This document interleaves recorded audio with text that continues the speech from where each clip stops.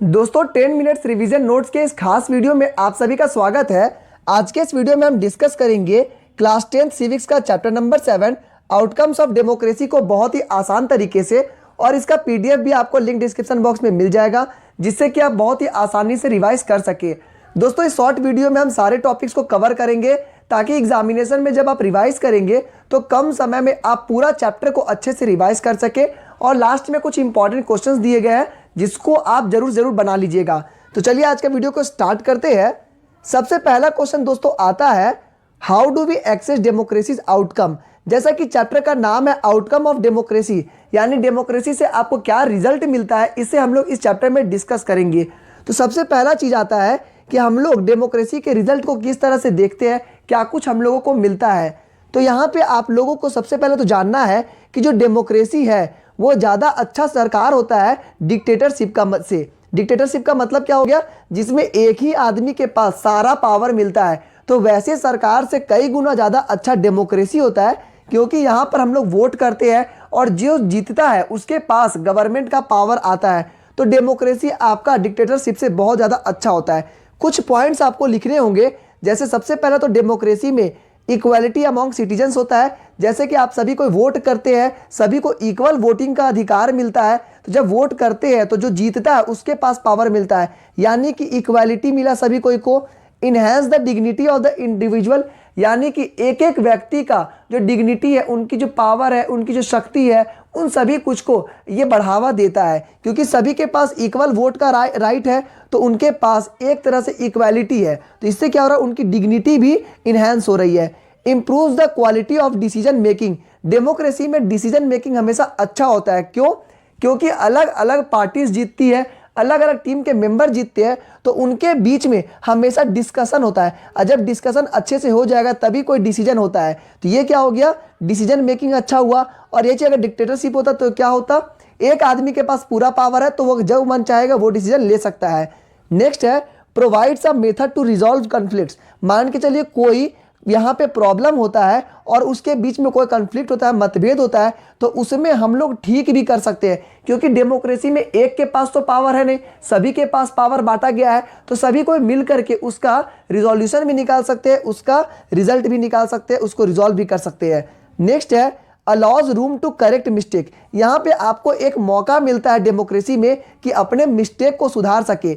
दोस्तों एक बात याद रखिएगा, यहां पर मैं आपको कुछ पॉइंट्स दे रहा हूं, लेकिन एग्जामिनेशन में आपको इसको एक्सप्लेन करना है अपने लैंग्वेज में। आप इसको जितना अच्छा एक्सप्लेन कर सकेंगे उतना ज़्यादा आपका अच्छा मार्क्स मिलेगा। नेक्स्ट दोस्तों बात करते हैं, इस डेमोक्रेटिक गवर्नमेंट एफिशिएंट। क्या जो डेमोक्रेटिक गवर्नमेंट होता है वो अच्छा होता है या नहीं। तो आप सभी को पता है डेमोक्रेटिक गवर्नमेंट बहुत अच्छा होता है, क्योंकि जो नॉन डेमोक्रेटिक रूलर्स है वो कभी भी आपके चाहत, आपके पसंद नापसंद पे ध्यान नहीं देंगे। उनका मेजोरिटी पे कोई ध्यान नहीं रहता है, ना माइनॉरिटी पे ध्यान होता है, ना पब्लिक ओपिनियन पे ध्यान रहता है। क्यों? क्योंकि उनके पास पूरा पावर है, तो वे जो चाहेंगे वो कर सकते हैं।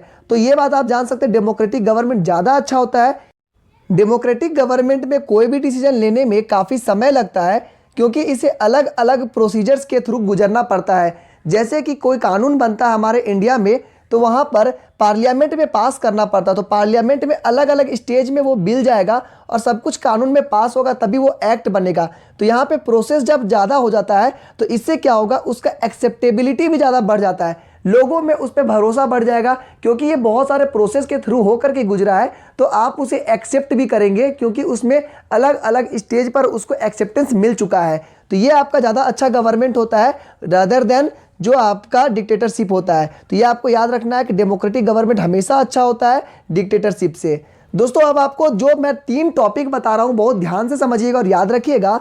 डेमोक्रेसी को आप लोग 3 तरह से आप उसे डिफाइन कर सकते हैं, 3 तरह से आप उसकी खासियतों को डिफाइन कर सकते हैं।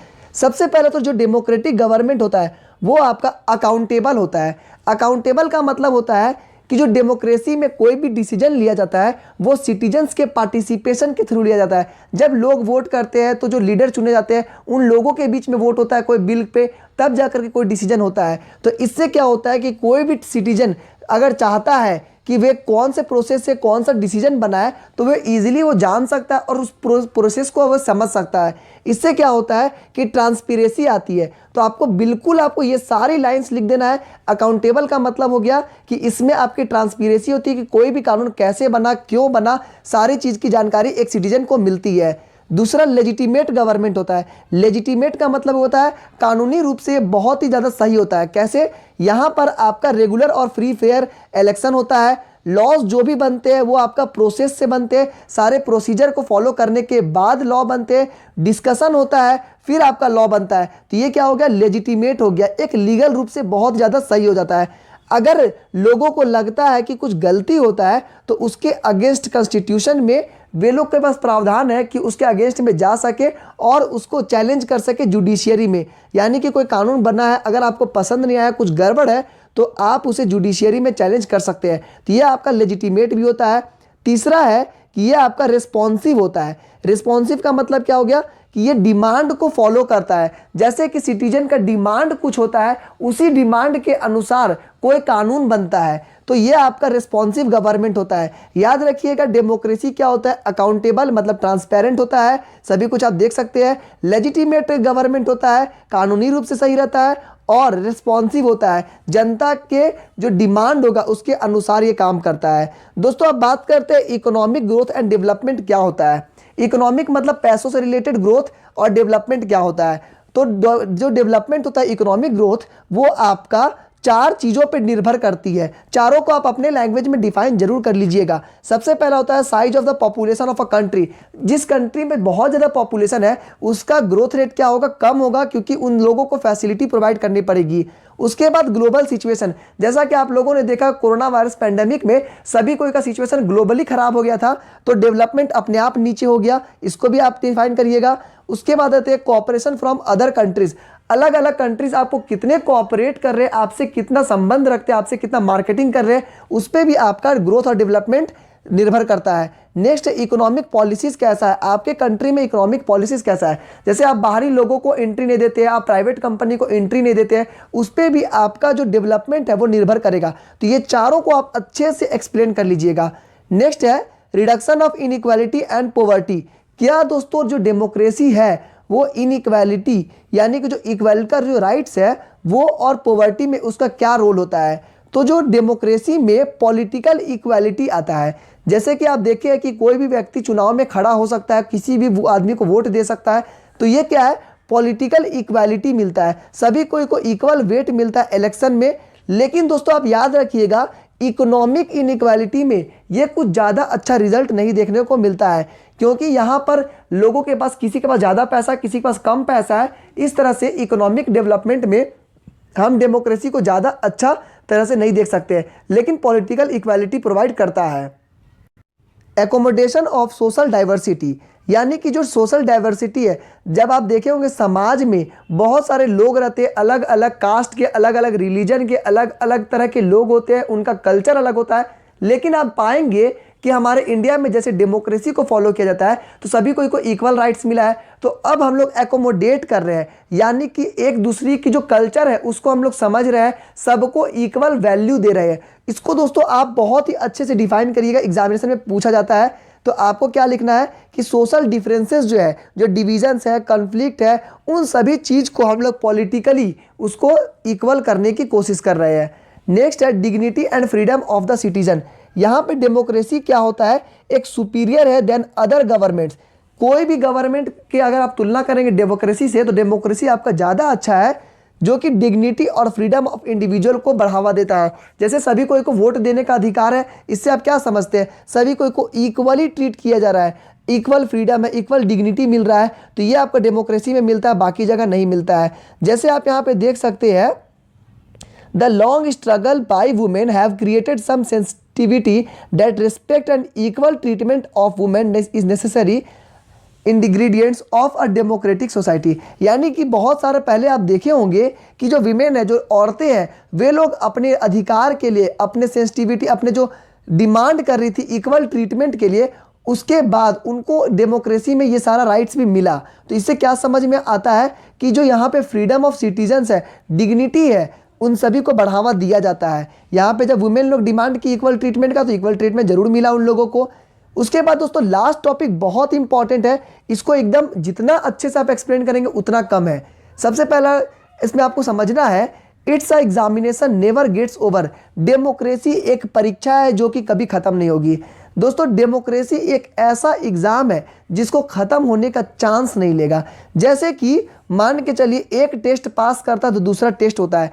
जैसे डेमोक्रेसी में आप बीजेपी को आप अगर वोट देते हैं, उनसे कोई डिमांड किए कि आप यहाँ पर एक सड़क बनवा दीजिए, जब सड़क कंप्लीट होता है तो आपका क्या डिमांड खत्म होगा? खत्म नहीं होगा। अब आप बोलेंगे मेरे लिए आप तालाब बनवाइए, तालाब खत्म हो जाएगा, तब आप बोलेंगे मेरे लिए अब नहर बनाइए, नल जल योजना लाइए, ये योजना लाइए। तो एक डेमोक्रेसी एक ऐसा एग्जाम है जो कि कभी जिंदगी में खत्म नहीं होगा। जो लीडर्स होंगे उनको हमेशा फॉलो करते रहना पड़ेगा अलग अलग डिमांड को। People get benefit of democracy, they ask for more. लोगों में क्या है कि जब थोड़ा सा डेमोक्रेसी से बेनिफिट मिलता है तो वे और डिमांड करते हैं कि मुझे ये भी दे दो, मुझे ये भी राइट दे दो, मुझे ये भी दे दो, वो भी दे दो। तो ये क्या है, एक एग्जामिनेशन जो कभी जिंदगी में खत्म नहीं होगा। उसके बाद है want more make more democracy even better. इसका मतलब क्या हो गया कि डेमोक्रेसी को वे लोग और भी अच्छा बनाने पे तुले हुए हैं। तो जितना अच्छा डेमोक्रेसी होगा उसके बाद और भी अच्छा डेमोक्रेसी को किया जाएगा। इससे क्या समझते हैं कि डेमोक्रेसी एक ऐसा एग्जाम है जो कि कभी खत्म नहीं होगा। दोस्तों यहाँ पे कुछ इंपॉर्टेंट क्वेश्चंस दिए गए हैं जिसको आप जरूर से बना लीजिएगा। पीडीएफ में क्वेश्चन दिए गए हैं, आंसर आप अपने मन से लिख करके जरूर देखिए कि आपको आता है कि नहीं आता है। आज के इस वीडियो में दोस्तों बस इतना ही। आई होप कि आप लोगों को वीडियो पसंद आया होगा। चैनल पर नए हैं तो चैनल को सब्सक्राइब करके बेल आइकन दबाइए। हमारा मोटो है लर्न सिंपल लर्न इजी, यानी कि सिंपलेस्ट वे में जितना आसान तरीके से आप समझ सके उतनी मैं समझाने की कोशिश करता हूं। आज के इस वीडियो में बस इतना ही। Thank you and have a nice day.